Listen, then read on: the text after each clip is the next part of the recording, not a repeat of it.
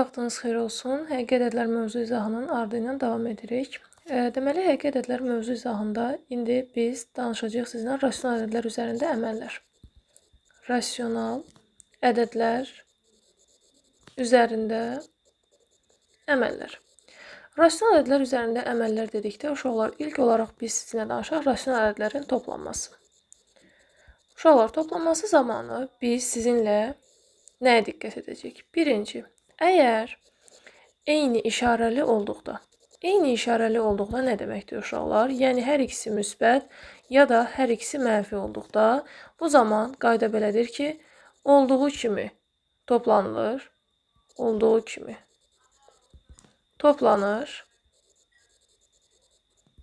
və qabağına işarəsi atılır. Deməli, olduğu kimi toplanır və qabağına işarəsi atılır. Nümunə göstərək. Məsələn, mən yazsam buradakı A üstəgəl B. Baxıram ki, hər ikisi müsbətdir. Düzdür? Onda müsbəti atdım qabağına və içəridə onları olduğu kimi toplayacağım. Nümunə göstərək. Məsələn, 3 plus 4 nədir? Müsbət 7. Çünki hər ikisi müsbətdir. İndi olsaydı əgər mənfi A üstəgəl mənfi B. Hər ikisinin işarəsi nədir? Mənfidir. Onda mənfini atdım qabağa. Orada olur A plus B. Nümunə göstərək. Mənfi 2 üstəgəl mənfi 3. Hər ikisinin işarəsi mənfi olduğuna görə mənfini atdıq. 2 plus 3 də bizə verir mənfi 5. İndi, bəs müxtəlif işarəli olduqda necə olur? Müxtəlif işarəli olduqda. Deməli, müxtəlif işarəli olduqda bu zaman qayda belədir ki, qaydanı belə deyir uşaqlar, əgər ədədlərdən biri müsbət,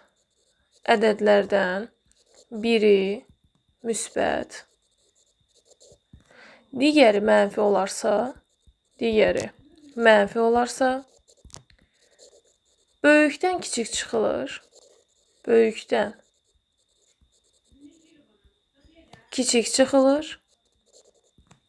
və böyüyün işarəsi yazılır.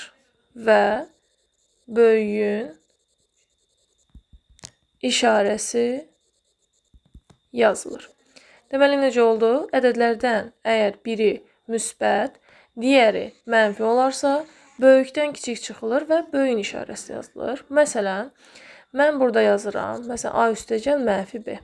Belə yazaq. Bu mənfi işarəsi müsbətə dəyir. Olur A çıxılsın B. Düzdürmü? Və yaxud da mən buradan yazsam ki, mənfi A plus B. Düzdürmü? Mən bunların yerini dəyişib B minus A kimi yaza bilərəm. Məsələn, olsa əgər 6 üstəgəl mənfi 3. Düzdür? Bu mənfi gəlir. Dəyir buna. 6 çıx 3 bizə verdi 3. Düzdürmü? Olsaydı əgər mənfi 3 plus 6. Yenə də 6 müsbətdir, qabağa gedir. Düzdürmü? 3 mənfidir, gəlir bura. 6 çıx 3 bizə verdi 3. Aydındır mı? İndi bunların çıxılmasına baxaq. Uşaqlar, çıxılması necə olacaq? Məsələn, A çıx, burada müsbət B yazsaq, yenə də bu mənfi gəlir, dəyər bu müsbətə, olur A çıx B. Düzdürmü? Sonra yazsam ki, A çıxılsın mənfi B. 2 mənfi bir-birini yan-yana olduqda müsbət olur. A plus B olur. Sonra mənfi A çıx mənfi B. Mənfi mənfiyə dəyir. Müsbət olur, amma bu mənfi qabaqda A-nın qabağında olduğuna görə öz yerində qalır. Mənfi A plus B olur. Sonra burada var mənfi A çıx B. Uşaqlar, baxın, burada hər ikisində mənfi işarəsi var. Düzdürmü? Mənfi işarəsini çıxarıram çölə. Qalır mənfi A plus B. İndi bunlara aid nümunə yazsaq. Məsələn, mən yazsam ki, buradan belə yaza bilərik. 6 çıxılsın, tutaq ki, müsbət 3. Bu nə verir? 6 çıx 3 bərabərdir 3. Düzdürmü? Sonra yaza bilərik.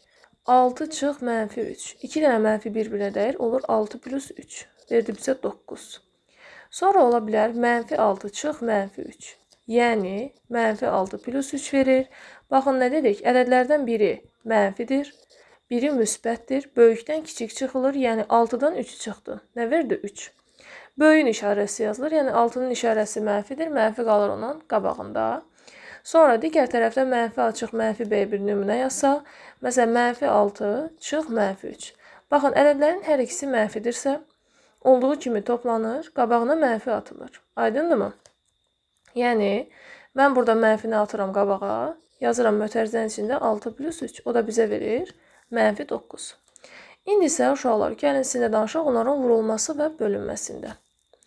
İndi, vurulması, bölünməsi, indi bunlara baxaq. Vurulması və bölünməsi. İlk olaraq biz sizinlə danışaq. Müsbəti müsbətə vursaq, uşaqlar, müsbət ədədi müsbətə vurduqda bizə müsbət verir. Mənfi ədədi də mənfi ədədə vurduqda bizə müsbət verir.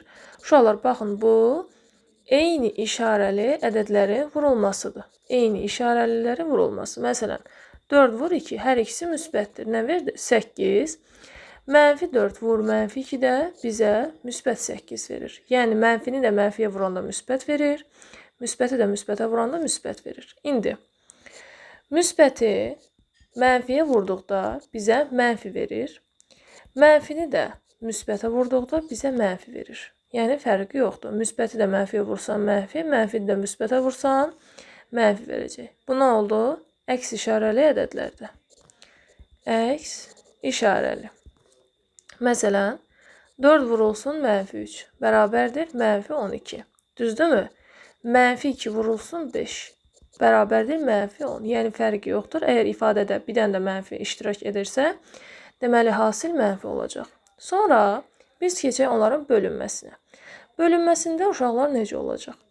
Müsbəti, baxın uşaqlar, müsbəti biz müsbətə bölsək, bizə müsbət verəcək. Mənfini də mənfiyə bölsək, bizə müsbət verəcək. Baxın, bu da eyni işarəli ədədlərdir. Eyni işarəlilərdir. Müsbəti müsbətə bölsən müsbət, mənfini də mənfiyə bölsən sənə müsbət verəcək. Məsələn, 4 böl 2 bizə 2 verdi. Yazsam ki, mənfi 4 böl mənfi 2. Bu da bizə müsbət 2 verəcək. Sonra, əks işarələrə keçsək, müsbət bölünsün mənfi bərabərdir mənfi. Mənfi bölünsün müsbət bərabərdir mənfi. Bu da nə oldu? Əks işarəlilər oldu. Yəni, orada istər vurma olsun, istər bölmə olsun, biri mənfi, biri müsbətdirsə, onda cavab həmişə mənfi olur. Aydındırmı? Hər ikisi müsbət ya da hər ikisi mənfidirsə, bu zaman cavabımız istər vurma, istər bölmə olsun, cavab həmişə bizə müsbət verəcək. Məsələn, mən yazsam ki, buradan 6 bölünsün mənfi 2. Bizə verəcək mənfi 3. Yazsam ki, buradan mənfi 9 bölünsün 3. Bizə verəcək mənfi 3.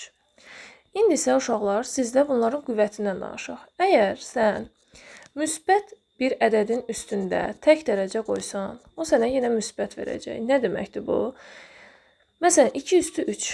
2 onsuz müsbətdir. Düzdürmü? Onu 3 dəfə bir-birinə vursan, sənə yenə müsbət verəcək. Düzdürmü?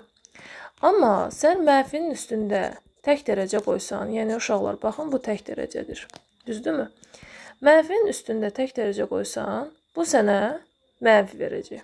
Düzdürmü? Məsələn, yazsam ki, buradan mənfi 2-nin üstündə 3. Nə verir bu? Mənfi 2, vur mənfi 2, vur mənfi 2. Nə verdi bizə? Mənfi 8. Çünki mənfi 2-ni mənfi 2-yə vuranda müsbət 4 eləyir. 4-ü də mənfi 2-yə vuranda mənfi 8 eləyir uşaqlar. Mənfini mənfiyə vurduq müsbət, müsbəti də mənfiyə vuranda mənfi eləyir. İndi, danışaq sizdən uşaqlar. Əgər müsbətin üstündə cüt dərəcə qoysan, baxın, 2-nin cüt dərəcədir. Əgər müsbət bir ədədin üstünə cüt dərəcə qoysan, bu sənə elə müsbət verəcək. Yəni, 2 üstü 2. Sənə nə verir? 2 vur 2-dən 4. Düzdürmü? Amma sən mənfinin üstündə cüt dərəcə qoysan, bir cüt dərəcə qoysan, bu sənə müsbət verəcək. Məsələn, mən yazsam ki, burada mənfi 2-nin kvadratı. Düzdürmü? Nə deməkdir bu? Mənfi 2 vur mənfi 2. Mənfi 2-ni mənfi 2-yə vuranda nə verir? Müsbət 4 verir. Ümid edirəm ki, başa düşmüşük uşaqlar. İnsə danışaq sizinlə ədədin tam və kəsir hissəsi. Ədədin tam və kəsir hissəsi nədir? İndi, birinci danışaq sizinlə tam hissədən. Ədədin tam hissəsi. Tam hissə deyəndə hər hansı bir A ədədindən kiçik və ona yaxın olan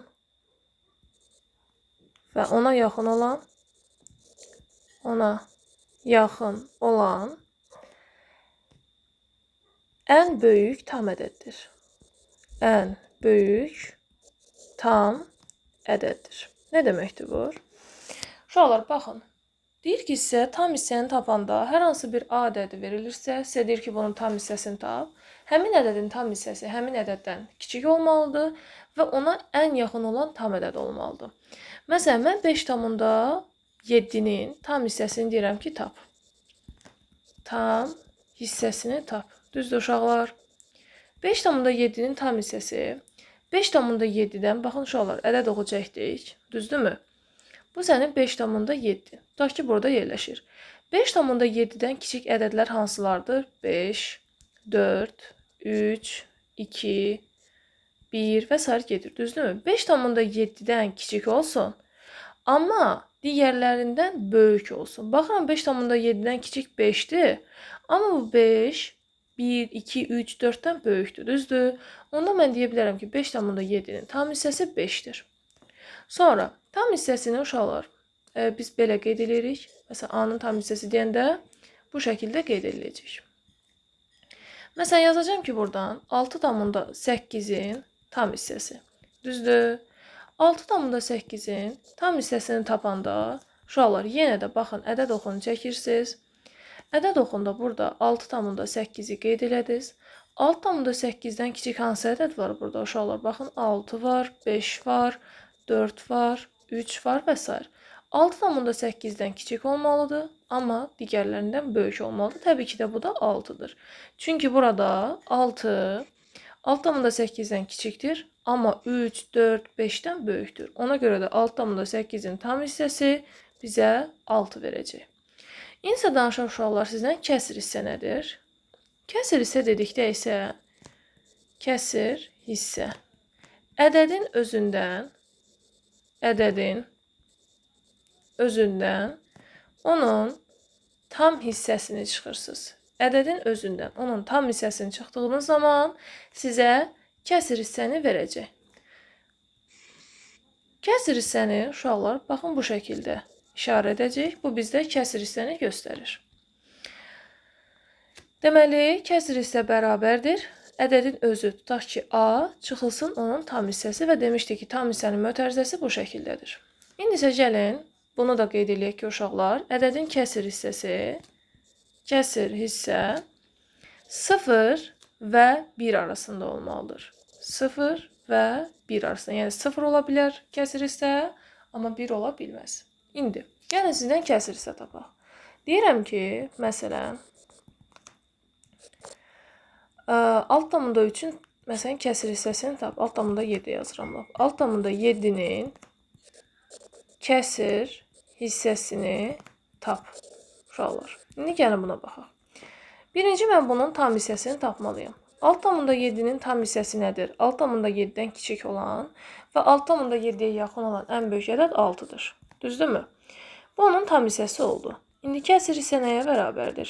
Kəsr hissə ədədin özündən çıxırıq tam hissəni. 6,7-dən də 6 çıxanda bizə 0,7 verir. Deməli, 6,7-nin kəsr hissəsi bizə 0,7 verdi. İndi, desək ki, əgər, uşaqlar, biz bayaq tam hissədə nəyə qeyd etməyi unutduq, bəs mənfi ədəd verərsə necə olacaq? Uşaqlar, yadınızda saxlayın ki, baxın, bunu da burada qeyd edək. Məsələn, desək ki, mənfi 3,5-in tam hissəsi desə, götürüb, müəllim, mənfi 3,5-in tam hissəsi mənfi 3-dür. Deməyin, çünki səhvdir, avtomatik səhv olacaq o. Biz nə demişik? Mənfi ədədlərdə 0-a yaxın olan daha böyükdür. Düzdürmü? Yəni, sən burada 0 yazsan, baxın, mənfi 3,5 tutaq ki, buradadır. Düzdür? Mənfi 3,5 tutaq ki, buradadır. Razısınızmı? Mənfi 3,5 buradadır. Mənfi 3,5-dən kiçik olar, uşaqlar, baxın, mənfi 4. Niyə? Çünki mənfi ədədlər 0-a yaxınlaşdıqca böyüyür. Yəni, normalda əgər normal müsbət ədədlərdə 2 1-dən böyükdürsə, mənfi ədədlərdə artıq mənfi 1 mənfi 2-dən böyükdür. Niyə? Çünki bu mənfi 1 sıfıra daha yaxındır. Aydındırmı? Yəni burada mənfi 1, mənfi 2, mənfi 3 yazsaz, mənfi 1 sıfıra daha yaxın olduğuna görə mənfi 1 mənfi 2-dən böyükdür. Ona görə də sözümün canı mənfi 3,5-in tam hissəsi mənfi 3,5-dən kiçik və mənfi 3,5-ə yaxın olan ən böyük tam ədəd olmalıdır. O da təbii ki, mənfi 4-dür. Çünki mənfi 4 sıfırdan uzaqdır. Aydındırmı? Ona görə də bu mənfi 5-dən böyük olacaq, mənfi 6-dan böyük olacaq, amma digərlərindən kiçikdir. Ona görə də mənfi 3,5-in tam hissəsi mənfi 4, mənfi 4,5-in tam hissəsi desə, mənfi 4,5-in tam hissəsi bizə mənfi 5 verir. Mənfi 6,2-nin deyək, elə 5 demək. Mənfi 6,2-nin tam hissəsi desə, bizə mənfi 7 verəcək. Aydındırmı? Yəni, mənfilər də bu şəkildə olur. Yaxşı, bəs mənfilərin kəsir hissəsini tapaq. İndi deyirəm ki, mənfi 7,2-nin kəsir hissəsini tap. Düzdür, mənfi 7,2-nin kəsir hissəsini tap. İndi, birinci mən bunun tam hissəsini tapmalıyam. Düzdür. Ədədin dedik ki, tam hissəsi mənfi ədədlərdə necə olur? Baxın, ədəd oxu çəkirik. Bura, tutaq ki, 0, düzdürmü? Burada mənfi 7,2. Buradan gəlir mənfi 8, mənfi 9, mənfi 10, düzdürmü? Mənfi 7,2-nin kəsir hissəsi tapan zaman birinci ədədin özü çıxılsın tam hissəsi yazırıq. Düzdürmü? Ədədin özündən tam hissəsini çıxırıq. Ədədin özü onsuz mənfi 7,2-dir. Çıxırsan, indi mənfi 7,2-nin tam hissəsini tapanda mənfi 7,2-dən kiçik olsun, amma digərlərindən böyük olsun. Biz dedik ki, mənfi ədədlərdə sıfıra yaxın olan ədəd daha böyükdür. Burada sıfıra yaxın olan, amma mənfi 7,2-dən kiçik olan ədəd mənfi 8-dir. Baxın, bu mənfi 7,2-dən kiçik olmalıdır, amma digərlərindən böyük olmalıdır. Ümid edirəm ki, fikrimi çatdıra bilmişəm. Çıxılsın mənfi 8. O da bizə verir mənfi 7,2 üstə gəl 8. Çünki mənfi mənfiyə dəyər, müsbət olur. Sonra biz toplanması və çıxılması hissəsində izahda dedik ki, ədədlərdən biri mənfi, biri müsbətdirsə, böyükdən kiçik çıxırıq. Yəni 8 çıx 7,2 yazıram bunu. 8-dən də 7,2 çıxanda bizə 0,8 verir. Yəni bizim kəsir hissəmiz 0,8-ə bərabərdir. Ümid edirəm, başa düşmüşük uşaqlar. İndi danışaq sizlə tam və kəsir hissənin xassələrindən uşaqlar. Tam və kəsir hissənin xassələri hansılardır? İndi bundan danışaq. Birinci, uşaqlar, ədədin tam hissəsi bilirsiniz ki, kvadrat mötərizədə transkripsiyada işarə olunur, düzdürmü? Ədədin tam hissəsi onun özündən kiçik bərabər ola bilər. Yəni, kiçik də ola bilər, bərabər də ola bilər. Hansı halda bu mümkündür? Məsələn, sizə desələr ki, 5-in tam hissəsini tap, düzdürmü? 5-in tam hissəsi əlbəttə elə sənə 5 verəcək.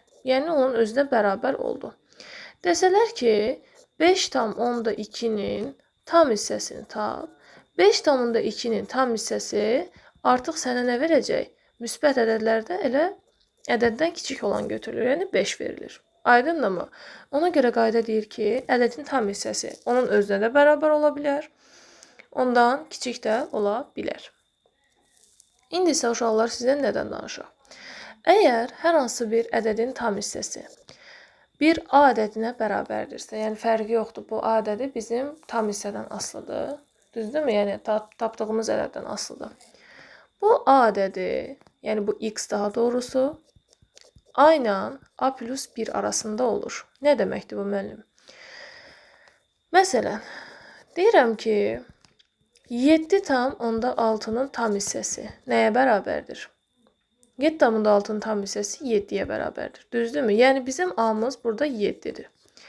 X-imiz nədir? 7,6-dır. Qayda bizə deyir ki, bu 7,6 7 plus 1-dən kiçik, amma 7-dən böyükdür. Həqiqətən də bunun doğruluğunu buradan göstərdik. 7 kiçikdir 7,6, kiçikdir 8-dən. Ümid edirəm, başa düşmüşük.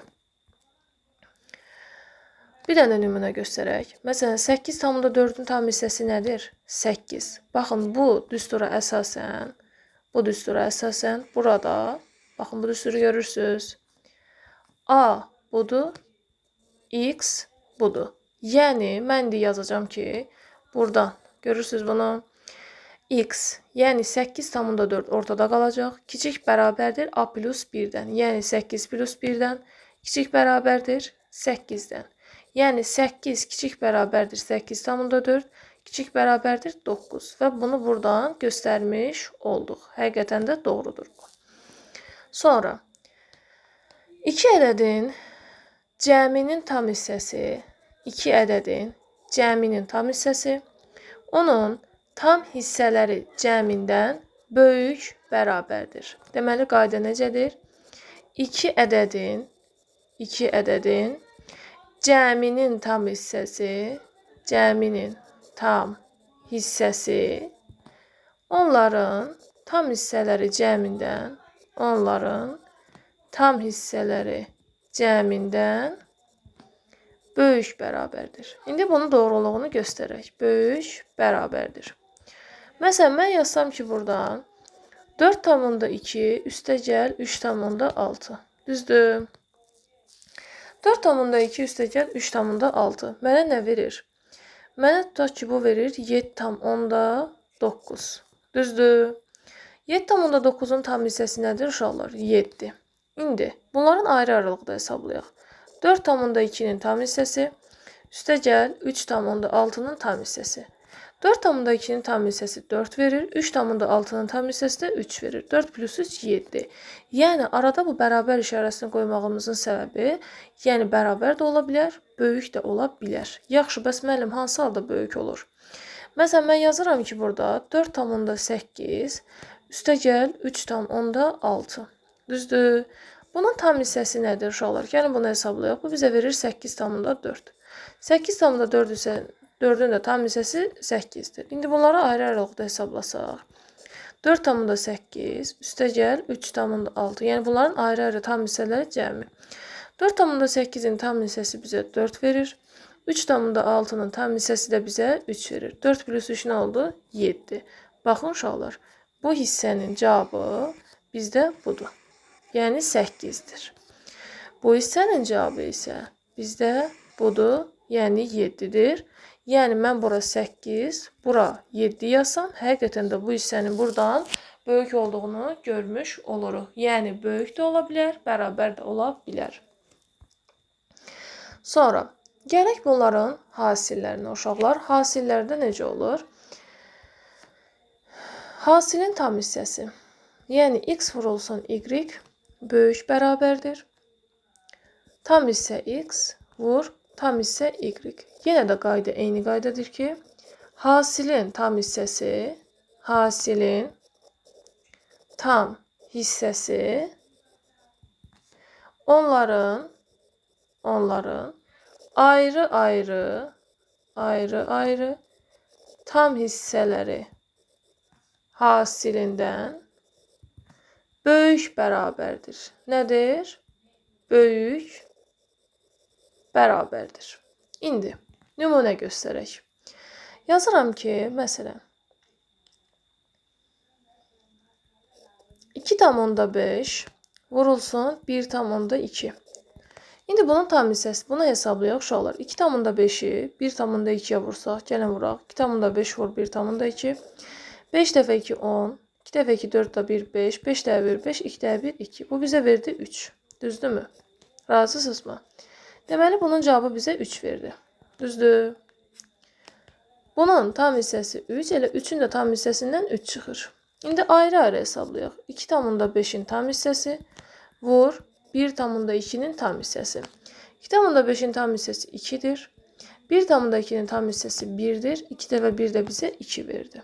Aydındırmı? Yəni, mən buradan bu hissədə 3 aldım. Bu hissənin cavabını 2 aldım. Həqiqətən də 3 2-dən böyükdür. Yəni, bunu göstərmiş olduq ki, hasilin tam hissəsi, tam hissələri hasilindən böyük bərabər oldu. İndi isə keçək ədədin moduluna. Ədədin modulu nədir? Ədədin modulu. Ədədin modulu nədir uşaqlar? Hesablama başlanğıcından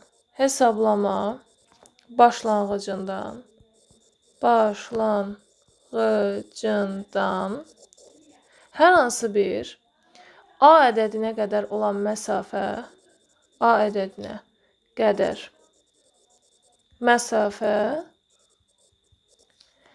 A-nın modulu adlanır. Nə deməkdir bu uşaqlar? Hesablama başlanğıcından A ədədinə qədər məsafə A-nın moduludur. Nə deməkdir bu? Bir ədəd oxu çəkirsiniz təbii ki. Hesablama başlanğıcınızı qeyd edirsiniz. Hər hansı bir, tutaq ki, sıfırdan A vahid sağda, düzdürmü? Bir də A vahid solda. Baxın uşaqlar, eyni məsafədir, düzdürmü?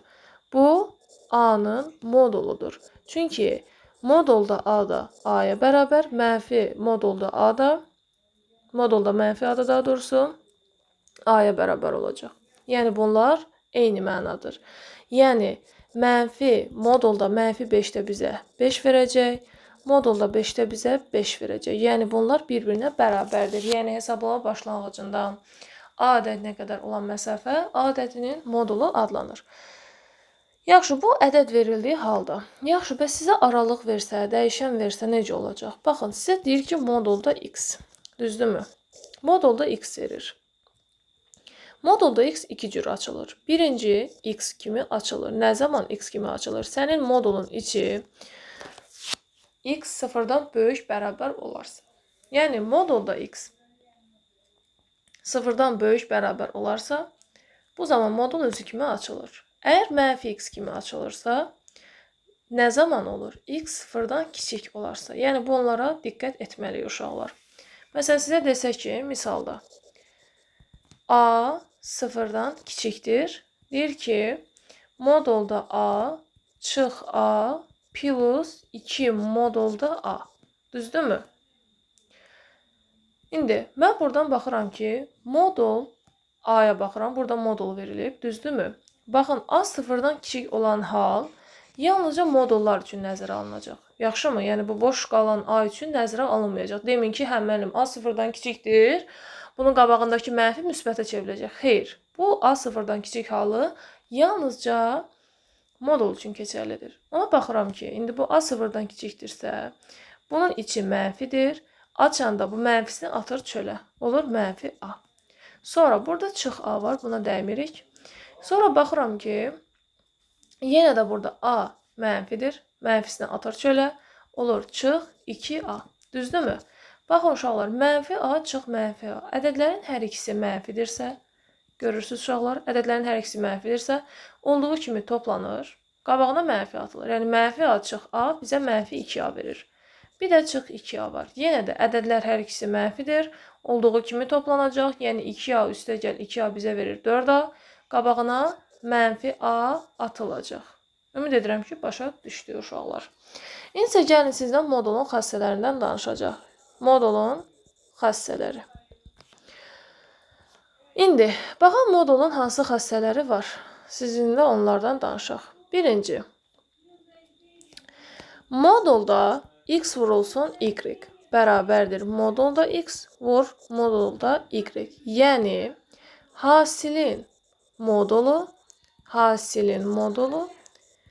bərabərdir modulları hasilinə. Hasilin modulu modulları hasilinə bərabərdir. Modulları hasilinə bərabərdir. Yəni, mən yazsam ki, modulda mənfi 2 vur 3 bərabərdir. Modulda mənfi 2 vurulsun modulda 3. İndi, mənfi 2-ni 3-ə vursaq, uşaqlar bizə mənfi 6 verəcək modulda. Düzdürmü? Bərabərdir. Mənfi 2-dən 2 çıxır, 3-dən 3 çıxır. Düzdürmü? Dedik ki, ədədlərdən olduğu kimi mənfi müsbətə çevrilir. Mənfi 6-dan da 6 çıxır. 6 bərabərdir 6. Həqiqətən də bunun doğru olduğunu göstərdik. Düzdürmü? İndi gələk nisbət. Nisbətdə necə olacaq? Modulda x böl y bərabərdir. Modulda x böl modulda y. Amma burada y sıfırdan fərqli olmalıdır. Məsələn, deyirəm ki, mənfi 4-də 3. Burada 3'dür mənfi olan uşaqlar. Baxın, bərabərdir. Mənfi 3 bölünsün, yəni modulda mənfi 3 bölünsün, modulda 4'dür. Düzdür? İndi bu modulda mənfi 4'də 3'dən nə çıxacaq? Müsbət 4'də 3 çıxacaq. Düzdürmü? Yazıram 4'də 3. Mənfi 3'dən 3 çıxır, 4'dən 4 çıxır. Həqiqətən də bunların bərabər olduğunu gördük ki, hasilin modulu modulları hasilinə bərabərdir. Buradan da yaza bilərəm ki, nisbətin modulu bərabərdir. Modulları nisbətinə. Nisbətin modulları nisbətinə bərabər olacaq. İndi isə uşaqlar sizlə nədən danışaq? Əgər modulda sən x çıx y yazsan, bu bərabərdir modulda y çıxılsın x-ə. Yəni sən modulda 4 çıx 3-ün cavabı sənə 1 verirsə, modulda 3 çıx 4 bizə verir modulda -1.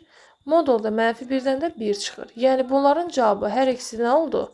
1 oldu. Yəni bərabərdir. Yerlərini dəyişsən, modul içində onların yerini dəyişdiyin zaman cavab dəyişmir. Eyni qalır.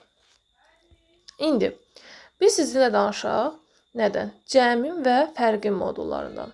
Uşaqlar, modulda x plus y kiçik bərabərdir modulda x plus modulda y-dən. Yəni cəmin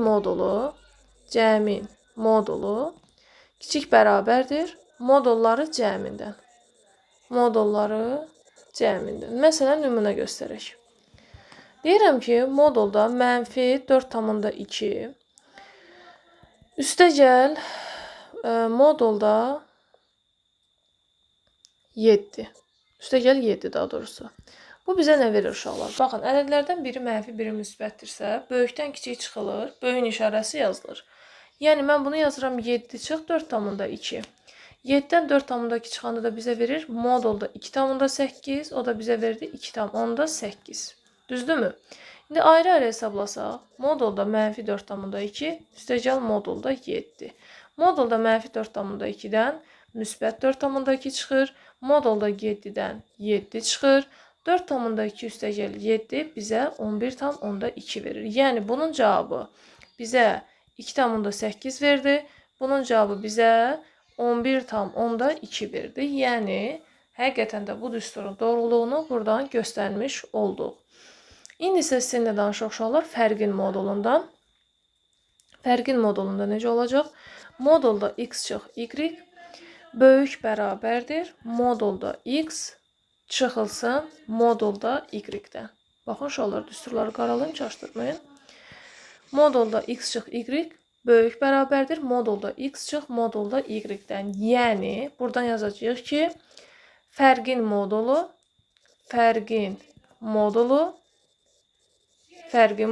böyük bərabərdir modulları fərqindən. Nədən böyük bərabər oldu? Modulları fərqindən. İndi mən buradan yazsam ki, məsələn, elə bayaqki nümunəni yazıram. -4,2 tutaq ki, çıxılsın 7.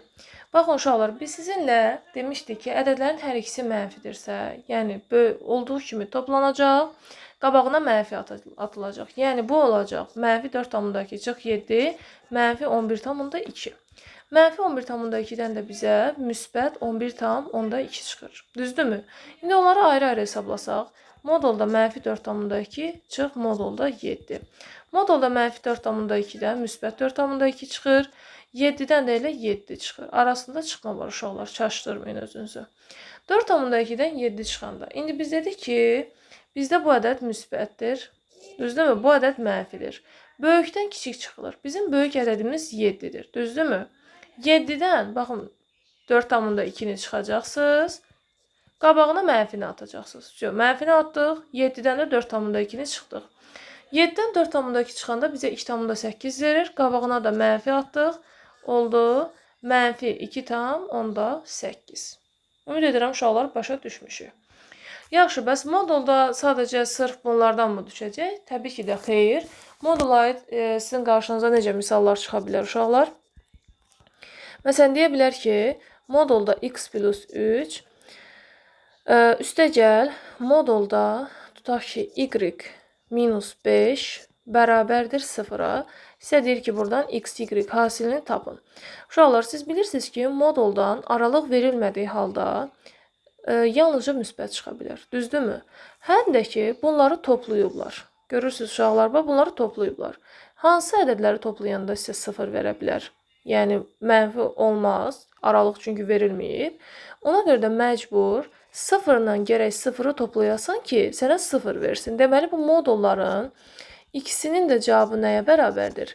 0-a bərabərdir. Modulda x plus 3 bərabərdir 0-a yazdıq. Sonra, əgər modul 0-a bərabərdirsə, modulun içi də 0-a bərabərdir uşaqlar. Əgər modul bərabərdir 0 olarsa, modulun içi də 0-a bərabərdir. Modulun içi də bərabərdir 0-a.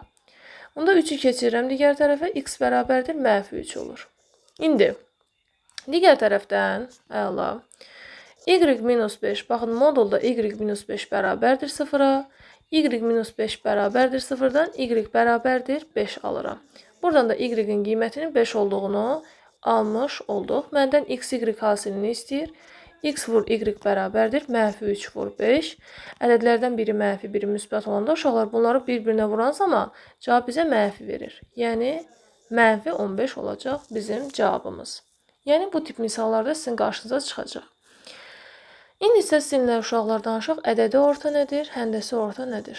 Ədədi orta. Ədədi ortanı bilirik ki, ədədlərin cəminin onların sayına nisbətidir.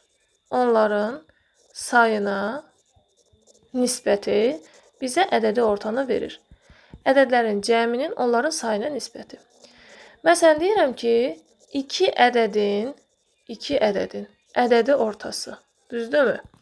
2 ədədin ədədi ortası dedikdə, məsələn, A və B ədədlərini nəzərdə tutsaq, olacaq A plus B bölü 2. Yəni, onları topladıq, böldük onların sayını. Yəni, 2-yə. Desək əgər, 3 ədədin ədədi ortası. 3 ədədin ədədi ortası. Düzdür? Olacaq A plus B plus C böl 3. Desək əgər, 4 ədədin ədədi ortası. Düzdürmü? Ədədi ortası. Necə olacaq burada? A plus B plus C plus D bölünsün 4-ə. Yaxşı, bəs desək ki, n dənə ədədin ədədi ortası, n ədədin ədədi ortası desə, burada olacaq, məsələn, A1, üstəgəl A2, üstəgəl və s. AN, bölürsüz onların sayına, n dənə ədəd olduğuna görə n-ə bölürsüz. Bu oldu bizdə ədədi orta. İndi isə danışaq sizlə həndəsi ortadan.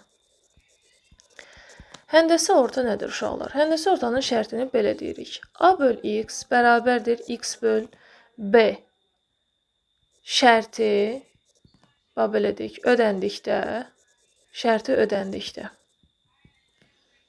ödəndikdə, x bərabərdir kök altında AB şəklində olan ifadədir. Şəklində olan ifadə A və B ədədlərinin həndəsi ortası adlanır. İndi, bu iki ədədin həndəsi ortasıdır. Düzdürmü? Və yaxud da bunu necə deyə bilərik? Ədədin həndəsi ortası onların kök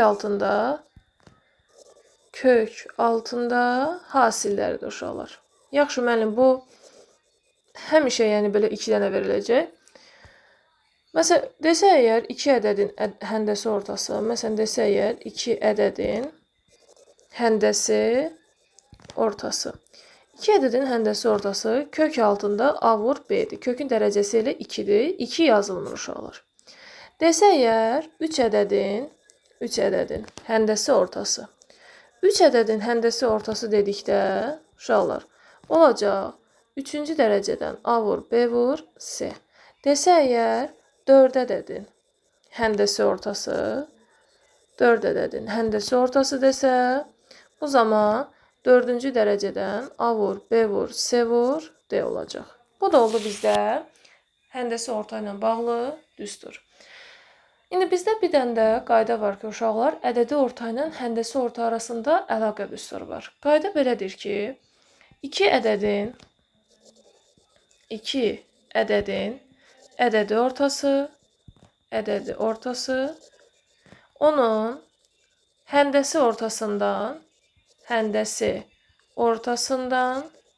böyük bərabərdir. 2 ədədin ədədi ortası onun həndəsi ortasından böyük bərabərdir. 2 ədəd götürürəm. A ilə B. Onların ədədi ortası böyük bərabər olur. Kök altında onların hasilində, yəni onların həndəsi ortasından. Müəllim, bu həmişə ödənirmi? Bəli, uşaqlar, bu həmişə ödənir ki, 2 ədədin ədədi ortası onun həndəsi ortasından böyük bərabər olmuş olur. Məsələn, bunu göstərək nümunə ilə. Məsələn, ədəd götürürəm 4 və 9. Düzdür? 4 ilə 9-un ədədi ortasını hesablayıram. Eləyir 13/2. 13-ü 2-yə bölsək alt tamında 5 eləyir. Düzdürmü? Onların həndəsi ortası kök altında 4 dəfə 9. Eləyir kök altında 36, 36-dan da 6 çıxdı. Ədədi orta neçə elədi uşaqlar? Alt tamında 5. Həndəsi orta neçə elədi? 6. Alt tamında 5 həqiqətən də 6-dan böyük olduğunu buradan göstərmiş olduq. İndi isə uşaqlar sizinlə ədəd və onun tərsinin cəmi haqqında. Məsələn, olsa necə olacaq? Uşaqlar, ədəd və onun tərsinin cəmi. Ədəd və onun tərsinin cəmi dedikdə nə olur uşaqlar? Bu da bayaq yazdığımız və bu iki ədədin ədədi ortası ilə onun həndəsi ortası arasındakı düstura əsasən alınmış olur. Düstur isə belə verir. Əgər A müsbət ədəddirsə, bir ədədlə onun tərsini topladığınız zaman bu cəm 2-dən böyük bərabər olur. Bəs bu hardan alınır? 2 ədədin ədədi ortası, yəni ədəd və onun tərsini topladım. Düzdürmü? Bu böyük bərabərdir kök altında onların hasilindən. Bunlar getdi ixtisar. Düzdürmü?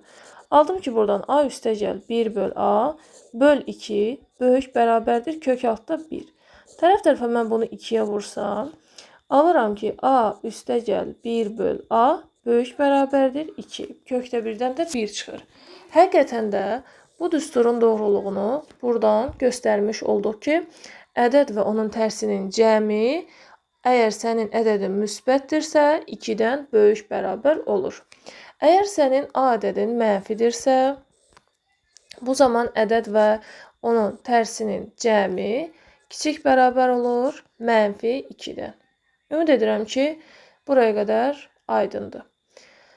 İndi isə uşaqlar, ədədin standart şəklindən danışaq. Ədədin standart şəkli nədir? Hansı formada olur?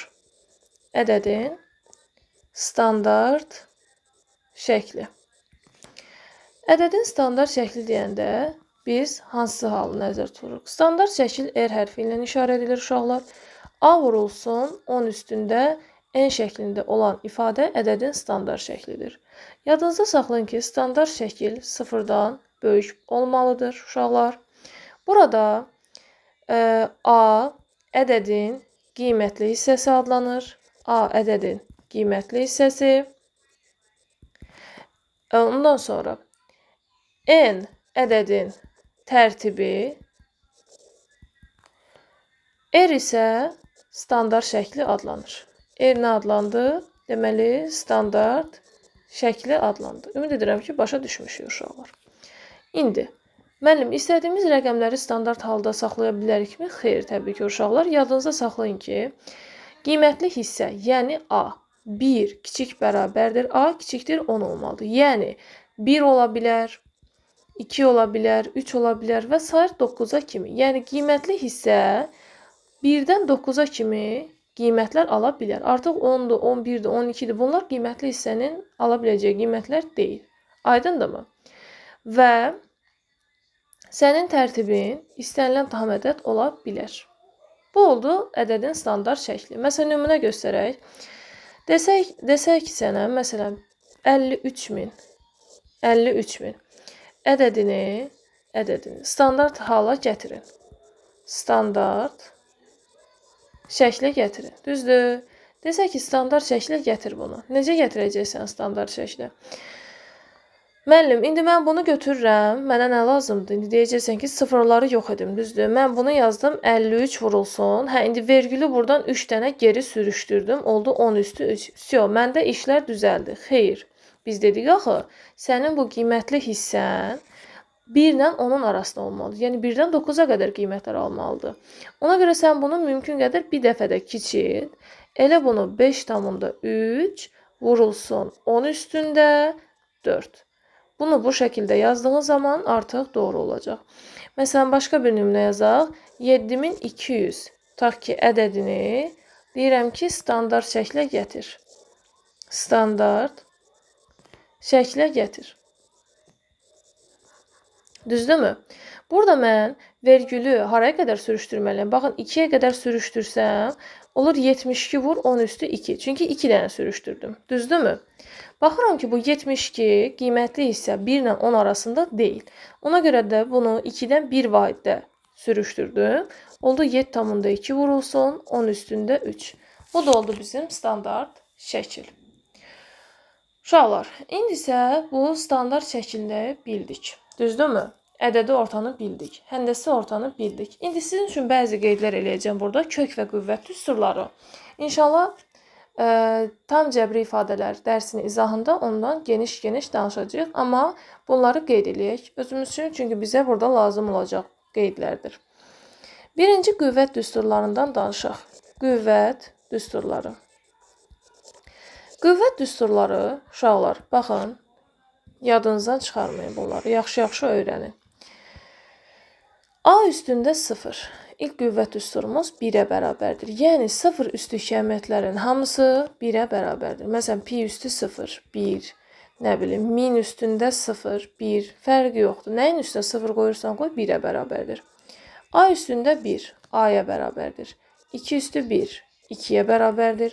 3 üstü 1, 3-ə bərabərdir. 4 üstü 1, 4-ə bərabərdir. Ondan sonra A üstündə n vur A üstündə m.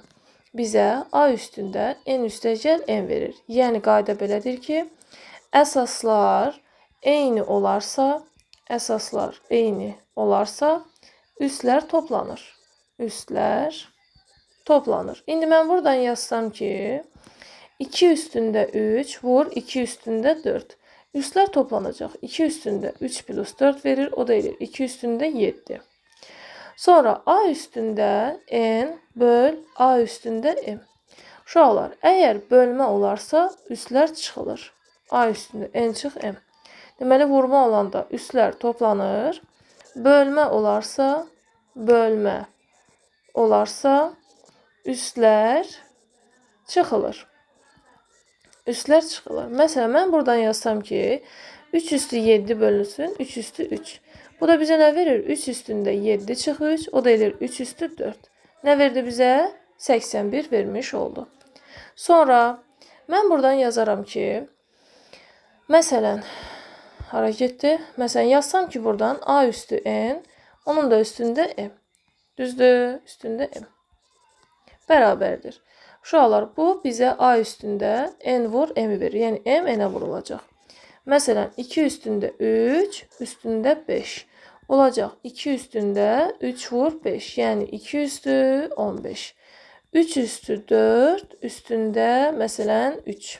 Nə verir bizə? 3 üstündə 4 vur 3, o da edir 3 üstündə 12. Ümid edirəm ki, başa düşürük uşaqlar. Sonra sizə versə ki, A vur B üstündə n. Baxın, bu n həm bunun başına gəlir, həm də bunun başına gəlir. Olur A üstü n vur B üstü n. Yəni, mən buraya yazsam ki, 2 vur 3 üstündə 4. Bu 4 həm 2-yə aiddir, həm də 3-ə aiddir. Yəni, 2 üstü 4 vur, 3 üstü 4. Ondan sonra bu eyni qayda nisbət üçün də keçərlidir ki, uşaqlar. A böl B üstündə n yazsan, sən bunu A üstündə n böl B üstündə n şəklində qeyd eləyə bilərsən. Məsələn, 3-də 2-nin kubu desə, bunu sən 2-nin kubu böl 3-ün kubu. Çünki bu kub həm bunun başına gəlir, həm də bunun başına gəlir. O da bizə verir 8 bölünsün 27. 8 bölünsün 27. Bu oldu bizdə uşaqlar qüvvət düsturları. İndi isə sizinlə danışaq kök düsturlarında.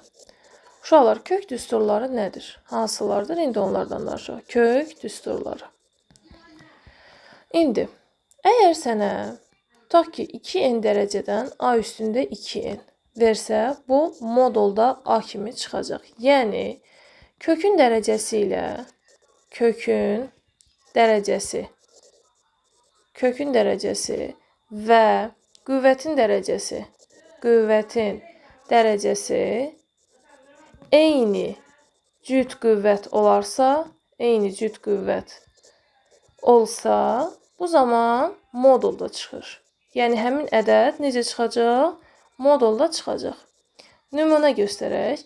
Məsələn, mən yazsam ki, buradan kök altında 4-cü dərəcədən mənfi 2 üstündə 4. Bu necə çıxacaq? Modulda mənfi 2 kimi. Modulda mənfi 2-dən nə çıxacaq? Müsbət 2. Məsələn, mən yazsam ki, buradan modulda 6-cı dərəcədən, məsələn, mənfi 3-ün üstündə 6. Yenə də bu çıxacaq. Modulda mənfi 3, modulda mənfi 3-dən də 3 çıxacaq.